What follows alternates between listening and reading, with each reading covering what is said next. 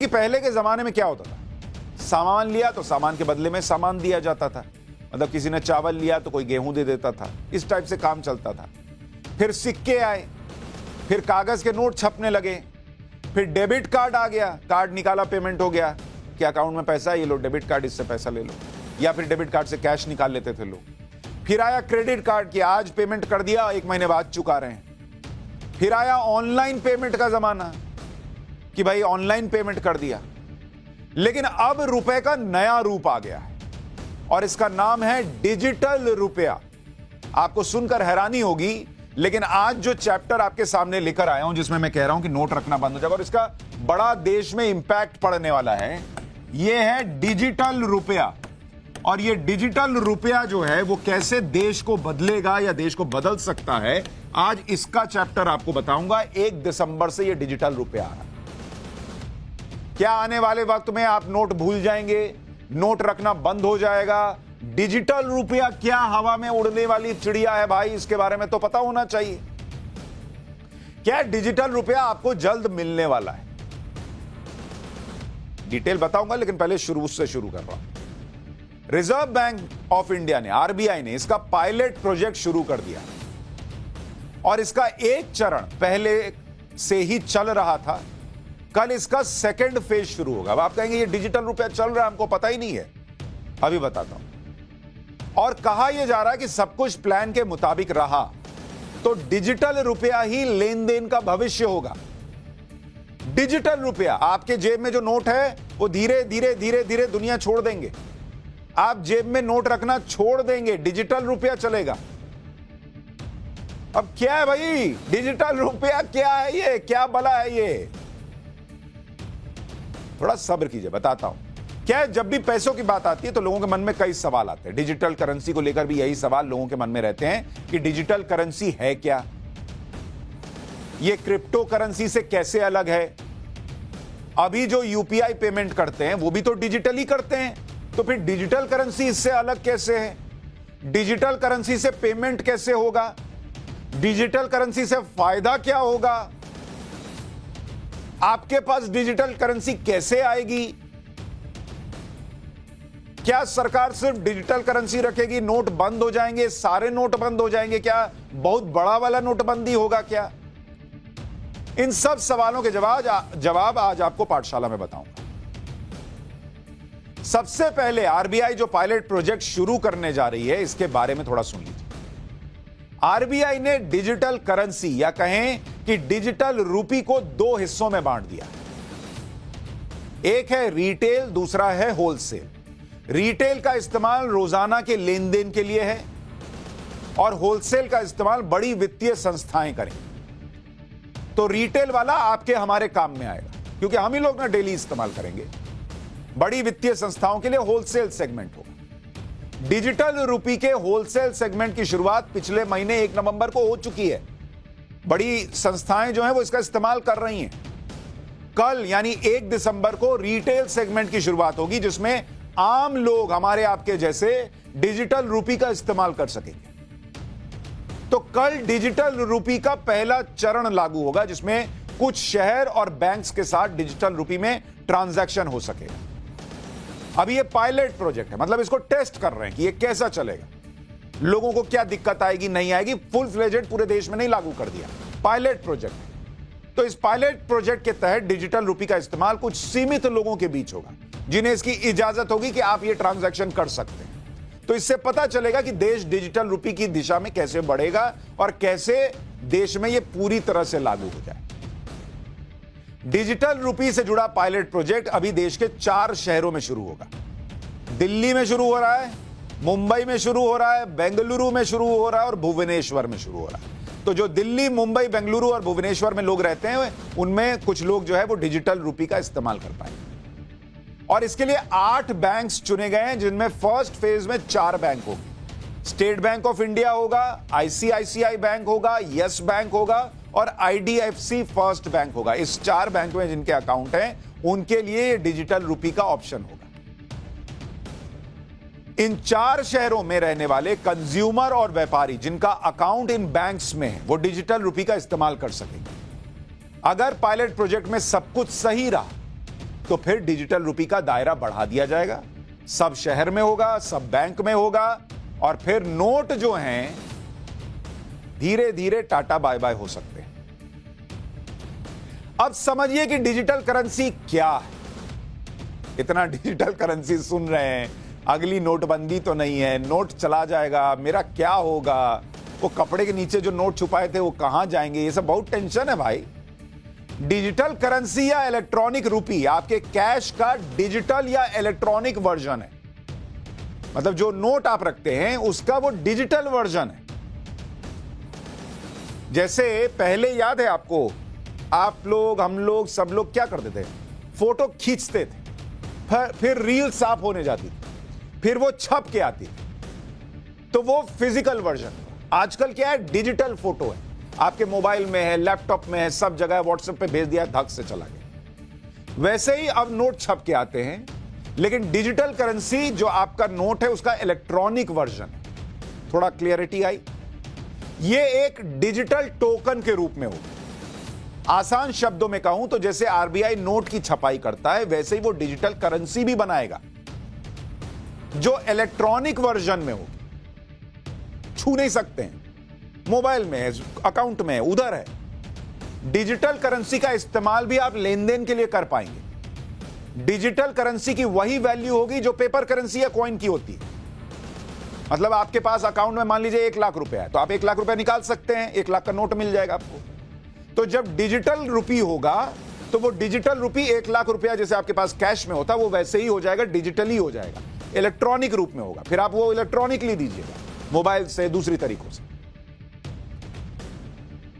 Digital rupee में लेन then कैसे होगा, इसको थोड़ा विस्तार से समझें। आरबीआई के मुताबिक डिजिटल रुपी का डिस्ट्रीब्यूशन बैंक्स के जरिए होगा। जिन बैंक्स को डिजिटल रुपी मिलेगी वो यूजर्स को डिजिटल वॉलेट की सुविधा देगा। वॉलेट मतलब पर्स, बटुआ जिसमें आप रखते हैं, अभी फिजिकल बटुआ रखते हैं, उसमें डिजिटल बटुआ होगा, अकाउंट आपका एक तरीके से। इसी डिजिटल वॉलेट के जरिए लोग डिजिटल टोकन में पेमेंट करेंगे।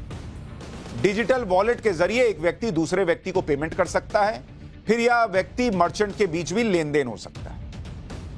डिजिटल वॉलेट के अलावा क्यूआर कोड स्कैन करके भी इससे पेमेंट किया जा सकता है। मतलब आपके पास अपना क्यूआर कोड होगा। अभी क्या हुआ, दुकानदार के पास होता है, आप पेमेंट करते हैं, कल को आपको किसी से पेमेंट लेना, आपका अपना क्यूआर कोड है, आपको स्कैन करेगा, आपको पेमेंट करेगा, यह भी हिसाब चलेगा। तो जैसे आपकी जेब में पैसे रहते हैं, वैसे ही डिजिटल रुपी या ई रुपी आपके मोबाइल वॉलेट में रहा करेगा। अब आपको इतना मोटा मोटा बटुआ लेके चलने की जरूरत नहीं है, मोबाइल हाथ में लिए निकल गए। वो जमाना भी आएगा कि शायद नोट रहे ही ना, अब वो बहुत दूर की बात है, लेकिन उस पर अभी आऊंगा। अब आप ये समझिए कि ये कैश पेमेंट या यूपीआई या ऑनलाइन पेमेंट से अलग कैसे है। आपके मन में भी बेसिक प्रश्न आ रहा होगा कि भाई मेरे अकाउंट में पैसा है, मैं अभी भी यूपीआई पेमेंट कर देता हूं, तो उससे ये अलग कैसे। इसको आपको उदाहरण से समझाता हूं। मान लीजिए आप राशन खरीदने गए, 500 रुपया का बिल बना, तो आप क्या करते हैं, बोलते पर ये लो 500 का नोट पकड़ो, कैश दे दिया, हो गया, खत्म। अब जो दुकानदार और आपके बीच में लेन देन हुआ, उसे कोई ट्रैक नहीं कर सकता कि वो 500 रुपया जो है वो आपने उस दुकानदार को दिया। वो नोट इधर से उधर टहलता रहेगा। फिर किसी दिन बंगाल में किसी मंत्री के यहां इतना इतना गुलाबी नोट निकल आता है, क्योंकि पता नहीं वो नोट कहां से कहां बह रहा है। तो फिजिकल करेंसी का हिसाब रखना मुश्किल है। दूसरा तरीका यह है कि आप गूगल पे, पेटीएम, फोन पे जैसे ऐप के जरिए यूपीआई से या वॉलेट से 500 रुपए का बिल चुका सकते हैं उस राशन को लेने के बाद। ये आप करते होंगे, ए भैया पेमेंट पेटीएम से कर दूं, हां कर दीजिए, फोन पे से कर दूं, हां कर दीजिए। लेकिन इसमें क्या होता है कि जब आप पेमेंट करते हैं तो आपके बैंक अकाउंट से 500 रुपया डेबिट होता है और दुकानदार के अकाउंट में 500 रुपया जमा हो जाता है। इसमें आपके और दुकानदार के बीच फ्रंट एंड ट्रांजैक्शन कहते हैं इसको, जो तुरंत तो हो जाता है कि मतलब आपने पेमेंट किया, उसको दिखाते ये देखिए हरा टिक, नीला टिक आ गया, जो भी आ गया, वो कहता है अच्छा पेमेंट आ गया, या कई बार वो फोटो भी खींचता है आजकल। लेकिन आपके और दुकानदार के बीच तो सामने सामने ट्रांजैक्शन है। दुकानदार और बैंक के बीच बैक एंड ट्रांजैक्शन होता है, जो तुरंत उसी वक्त पूरा नहीं होता, क्योंकि इस ट्रांजैक्शन को आरबीआई के साथ भी सेटल करना होता है, जो पूरे दिन में एक बार होता है।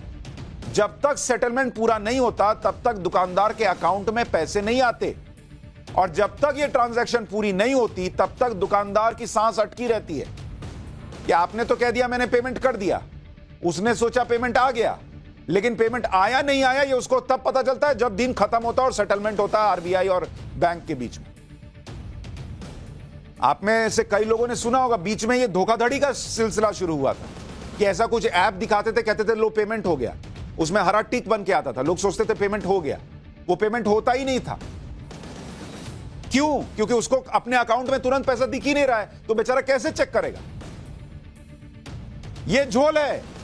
आप जब यूपीआई पेमेंट कर रहे हैं या फोन पे या पेटीएम से पेमेंट कर रहे हैं, अब ई रूपी या डिजिटल करेंसी में यह होगा कि आपके बैंक अकाउंट से गए 500 रुपए तुरंत दुकानदार को मिल जाएगा, क्योंकि फ्रंट और बैक एंड ट्रांजैक्शन एक साथ होगा। धोखाधड़ी खत्म, कोई किसी को लटका नहीं सकता, भटका नहीं सकता, अटका नहीं सकता। तुमने 500 रुपया का ई रूपी दिया, उधर ई रूपी उसके अकाउंट में आया, खत्म मामला।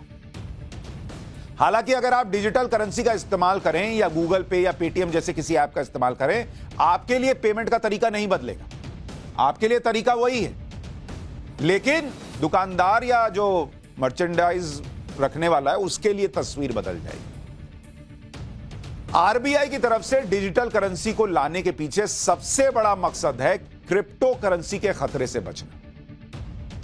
पहली बार 2009 में क्रिप्टो करेंसी बिटकॉइन चर्चा में आई थी, आपको याद होगा। तब दुनिया के केंद्रीय बैंक्स को इससे ज्यादा खतरा नहीं लगा, लेकिन जैसे जैसे क्रिप्टो करेंसी की वैल्यू बढ़ने लगी, यह किसी भी देश के सेंट्रल बैंक के लिए खतरा बना।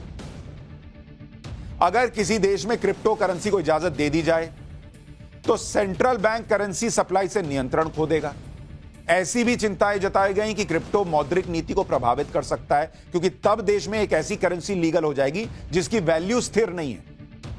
पता नहीं ना, आज आपके पास जो क्रिप्टो है उसकी वैल्यू कुछ है, दूसरे के पास जो है उसकी कुछ है। ऐसा थोड़ी कि मेरा 100 रुपए का नोट और आपका 100 रुपए का नोट दोनों 100 रुपया ही है।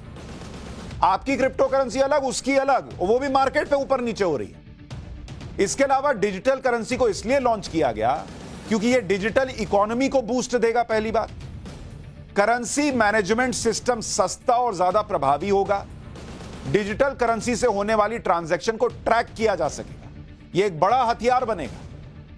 कैश को ट्रैक करना बहुत मुश्किल है, डिजिटल करेंसी आ जाएगी और धीरे धीरे यही प्रचलन में आ गई, तो फिर किसका पैसा कहां से कहां जा रहा है एक एक चीज को ट्रैक किया जा सकता है, जिससे फ्रॉड का खतरा भी कम हो जाएगा। डिजिटल करेंसी से आपका पैसा ज्यादा सुरक्षित रहेगा। डिजिटल करेंसी का चलन बढ़ेगा तो नोट कम छापने होंगे। डिजिटल करेंसी को आप कैश भी करवा सकेंगे। डिजिटल करेंसी से पेमेंट का तरीका ज्यादा सुरक्षित और आसान होगा। डिजिटल करेंसी क्रिप्टो करेंसी का लीगल विकल्प भी बनेगा। जो तकनीक इसमें इस्तेमाल होगी उससे ट्रांजैक्शन कॉस्ट भी कम हो जाएगा। ऐसा नहीं कि डिजिटल करेंसी के आने से कैश में लेन देन या यूपीआई जैसी तकनीक खत्म हो रही है, बल्कि डिजिटल करेंसी के रूप में यूजर्स के पास एक और विकल्प अभी बढ़ रहा है।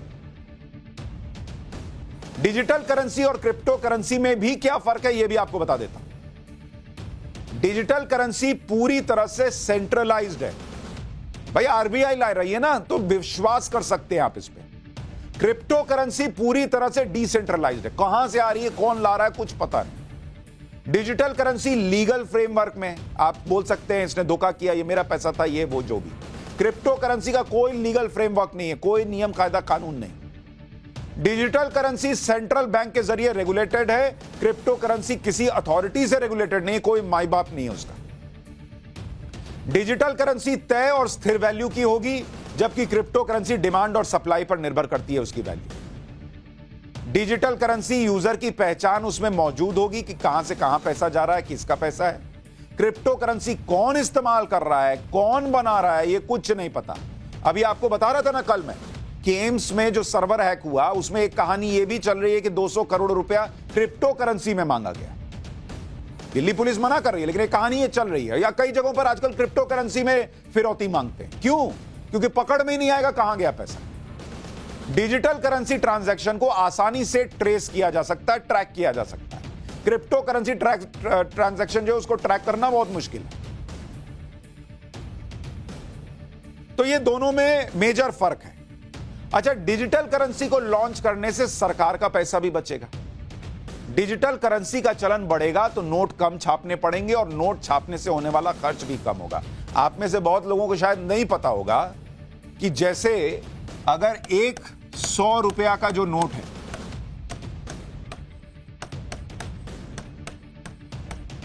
एक 100 रुपया का नोट है, इसको जो आप छापते हैं,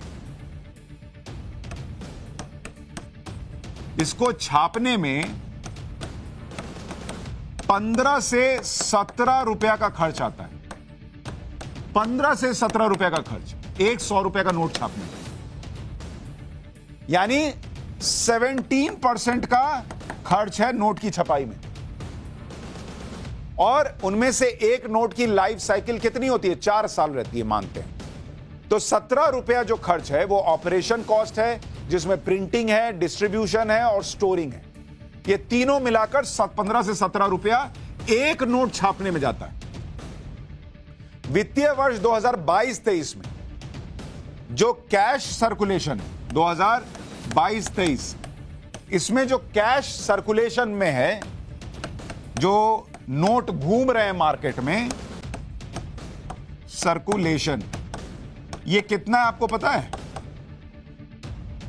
ये है 31,05,721 करोड़ रुपए के नोट इस वक्त मार्केट में। 31 लाख करोड़ के नोट।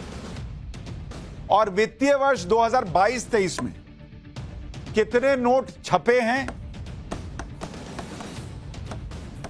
ये नोट जो छपे वो 2,225 करोड़ नोट छपे हैं। और इसमें खर्च कितना आया? छापने का खर्च जो प्रिंटिंग का आया वो 4,984 करोड़ रुपए चले गए इस नोट को छापने। तो ये पैसा भी बचेगा जैसे जैसे डिजिटल करेंसी जो या डिजिटल रुपया जो आ रहा है वो प्रचलन में आ जाएगा। क्योंकि भारत में डिजिटल पेमेंट कैसे बढ़ा है वो भी आपको बताता हूं। नवंबर 2016 में यूपीआई से जुड़े बैंकों की संख्या 30 थी। तब एक महीने में नंबर ऑफ ट्रांजैक्शन 2,90,000 के होते थे और जो वैल्यू थी ट्रांजैक्शन की, मतलब 100 करोड़ रुपए का यूपीआई ट्रांजैक्शन होता।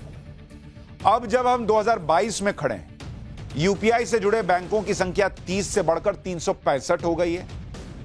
तब एक महीने में नंबर ऑफ ट्रांजैक्शन 730 करोड़ रुपए, 730 करोड़ के अब होने लगे हैं ट्रांजैक्शन, 730 करोड़ ट्रांजैक्शन।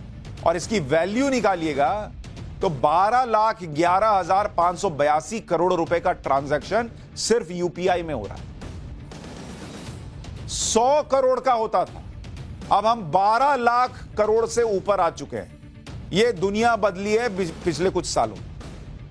दुनिया के करीब 80% सेंट्रल बैंक डिजिटल करेंसी पर या तो काम कर चुके हैं या उसे लागू कर चुके हैं। जो हम आप कर रहे हैं वो कर रहे हैं, दुनिया में लोग कर रहे हैं। 80% बैंक फॉर इंटरनेशनल सेटलमेंट्स जो सेंट्रल बैंक्स का क्लब है, उसके मुताबिक आने वाले 3 सालों में दुनिया की 20% आबादी उन देशों में रहेगी जहां डिजिटल करेंसी का इस्तेमाल होगा।